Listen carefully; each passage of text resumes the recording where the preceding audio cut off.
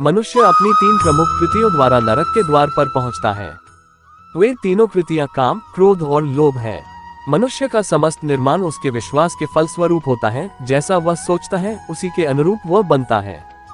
परिवर्तन इस संसार का नियम है। एक नजर में तुम असीम संपत्ति के मालिक बन सकते हो, दूसरी नजर में तुम दरिद्र बन सकते हो।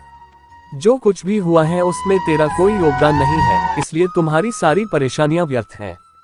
हर चीज की शुरुआत मुझसे होती है और खत्म भी मुझ पर आकर ही होती है। इंद्रियों से मिलने वाला सुख सच्चा नहीं होता है। इंद्रियों का सुख पहले तुमको अमृत की मिठास देगा, लेकिन बाद में तुम्हारा विनाश कर देगा। तुम अपने जीवन को सार्थक बना सकते हो, लेकिन इसके लिए तुम्हें मेरी शरण में आना पड़ेगा। अगर तुम्हें मेरी बातें अटपटी लगती हैं तो तुम्हें अपने नजरिए को बदलने की जरूरत है। अभी तुम चीजों को उस तरह से नहीं देखते हो जिस तरह मैं देखता हूँ। जवानी में जिसने ज्यादा पाप किए हैं उसे बुढ़ापे में नींद नहीं आती है, उसे वह पश्चाताप में बिताते हैं। भगवान ने जिसे संपत्ति दी है उसे गाय रखकर सेवा करनी चाहिए, इससे भगवान प्रसन्न होते हैं। जुआ, मदिरापान, परस्त्री गमन, अनैतिक संबंध, हिंसा, असत्य, मद, आसक्ति और निर्दयता, इन सब में कलियुग का वास है, इसलिए इसका और एक नाम है घोर कलयुग। अधिकारी शिष्य को यानी जो ज्ञान प्राप्त करने में परिश्रम करते हैं उसे सद्गुरु, अच्छा गुरु अवश्य मिलता है। भगवान श्री कृष्ण कहते हैं कि मनुष्य को अपने हृदय को बार बार समझने की कोशिश करनी चाहिए। ईश्वर के सिवाय उसका कोई नहीं है। साथ ही यह विचार करना चाहिए कि उसका कोई नहीं है इस ब्रह्मांड में भी जो उसका साथ देगा। भोग में क्षणिक क्षण भर के लिए सुख प्राप्त होता है, साथ ही त्याग में स्थायी आनंद है। श्री कृष्ण कहते हैं कि सत्संग ईश्वर की कृपा से मिलता है, परंतु कुसंगति में पड़ना मनुष्य के अपने ही विचारों के कारण होता है। लोभ और मोह माया, किसी से अधिक लगाव पाप के माता पिता कहे जाते हैं। साथ ही लोभ पाप का बाप ही है। श्री कृष्ण कहते हैं कि स्त्री का धर्म है कि रोज तुलसी और पार्वती का पूजन करें, इससे उनकी सुख समृद्धि हमेशा बने रहते हैं। मनुष्य को अपने मन और बुद्धि पर हमेशा विश्वास नहीं करना चाहिए, क्योंकि ये बार बार मनुष्य को दगा देते हैं। खुद को निर्दोष मानना बहुत बड़ा गुनाह साबित होता है। पति पत्नी पवित्र रिश्ता बनाए रखने से भगवान पुत्र के रूप में उनके घर आने की इच्छा रखते हैं। भगवान इन सभी कसौटियों पर कसकर जांच परख कर ही मनुष्य को अपनाते हैं। इसलिए मन में गलत विचार नहीं रखना चाहिए। सदैव आप किसी के साथ प्रेम भाव से रहना चाहिए। इस भौतिक संसार का ये नियम है, जो वस्तु उत्पन्न होती है वो कुछ काल तक रहती है और अंत में लुप्त हो जाती है, फिर चाहे वो फल हो या शरीर हो। किसी का भला ना हो सके तो बुरा भी मत करना, क्योंकि दुनिया कमजोर है लेकिन दुनिया बनाने वाला नहीं। कभी कभी जीवन में आगे बढ़ने के लिए उन चीजों और व्यक्तियों को भी त्यागना पड़ता है जो कभी तुम्हारी हृदय की गहराइयों में विलीन थे। मिटाने से मिटते नहीं, ये भाग्य के लेख। कर्म अच्छे तू करता चल, फिर ईश्वर की महिमा देख। कोई नहीं देगा तेरा साथ यहाँ। तुझे लड़ना भी खुद है और संभलना भी खुद है। जो हम दूसरों को देते हैं वही हमें वापस मिलता है, फिर चाहे वो सम्मान हो या धोखा। कोई कुछ भी बोले स्वयं को शांत रखो। धूप कितनी ही तेज हो समुद्र सूखा नहीं करते।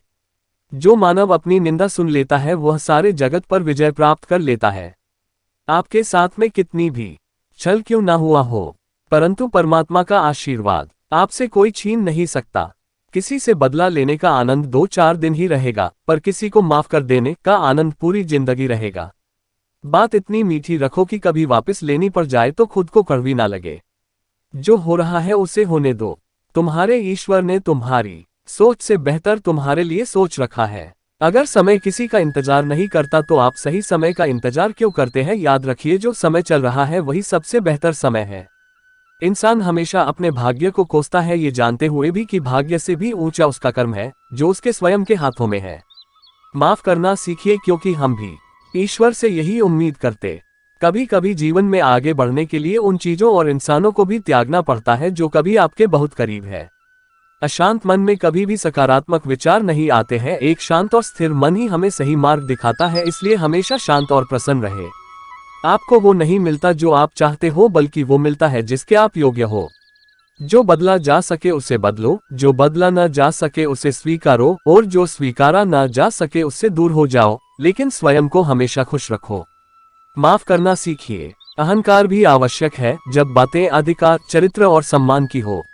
अपने अंदर से अहंकार को निकालकर स्वयं को हल्का करें, क्योंकि ऊंचा वही उठता है जो हल्का होता है। अहंकार तब उत्पन्न होता है जब हम भूल जाते हैं कि प्रशंसा हमारी नहीं हमारे गुणों की हो रही है। त्याग दो अपने बीते कल को, क्योंकि उसका प्रभाव आने वाले कल को दूषित कर देगा। किसी गांव में एक साधु रहा करता था। वो जब भी नाचता तो बारिश होती थी। अतः गांव के लोगों को जब भी बारिश की जरूरत होती थी तो वे लोग साधु के पास जाते और उनसे अनुरोध करते कि वे नाचे, और जब वो नाचने लगता तो बारिश जरूर होती। कुछ दिनों बाद 4 लड़के शहर से गांव में घूमने आए। जब उन्हें ये बात मालूम हुई कि किसी साधु के नाचने से बारिश होती है तो उन्हें यकीन नहीं हुआ। शहरी पढ़ाई लिखाई के घमंड में उन्होंने गांव वालों को चुनौती दे दी कि हम भी नाचेंगे तो बारिश होगी, और अगर हमारे नाचने से नहीं हुई तो उस साधु के नाचने से भी नहीं होगी। फिर क्या था, अगले दिन सुबह सुबह ही गांव वाले उन लड़कों को लेकर साधु की कुटिया पर पहुंचे।